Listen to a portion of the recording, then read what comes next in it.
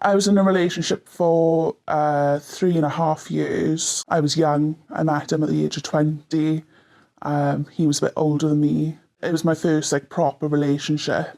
We had sent these photos back and forth to each other. The relationship broke down. He wanted to mess up my job because that was what was important to me, and that he was going to send the photos and basically ruin it for me, which scared me because I'd only just started my job.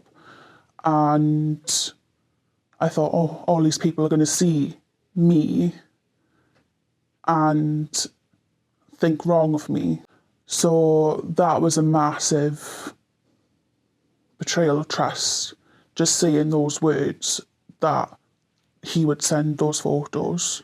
I was massively on edge, and I didn't feel safe in my own home anymore. I literally felt so upset.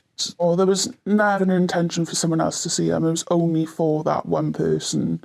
They were placed on a website with different files. Sadly, it wasn't just myself that was put on these files. There was hundreds of other girls. There's all these other girls going through the same thing. It's not something small. How much it does actually happen is so common.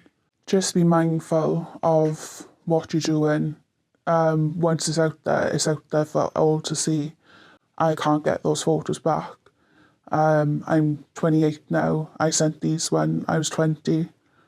And they're going to forever be there now on the site.